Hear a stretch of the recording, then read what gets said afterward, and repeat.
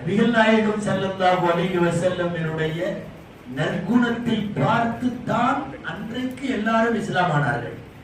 இன்றைக்கும் கூட நிறைய பேர் நபிகளார் வரலாற்றில் அவர்கள் வைத்திருந்த தோற்றத்தை வைத்து யாரும் முஸ்லிம் ஆகல, அண்ணனாரின் குணங்களை படித்து முஸ்லிம் ஆனார்கள். பிரம்மாண்டமான வெற்றி, மதீனா வெற்றி 10 வருஷம்.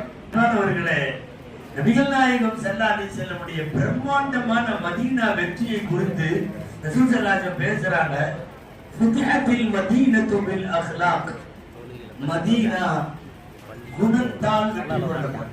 நல்லா தெரிஞ்சுக்கணும், மதீனா ஆயுதத்தால் ஜெயிக்கல, மதீனா அதிகாரத்தால் ஜெயிக்கல, மதீனா ரசூலுல்லாஹ் பெரிய விஐபிங்கறனால ஜெயிக்கல, மதீனா ஆள்பலத்தால் வாழ்பலத்தால் அல்ல, பில் அக்லாக் குணங்களால் வெற்றி கொள்ளப்பட்ட.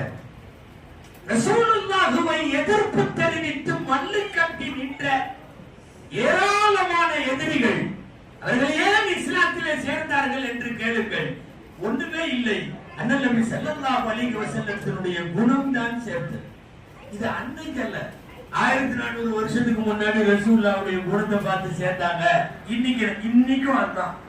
ரசூலின் வரலாற்றை வாசிப்பவர்கள், நபிகள் நாயகத்தின் நற்குணங்களை படிப்பவர்கள் மனதை பறிகொடுக்கிறார்கள்.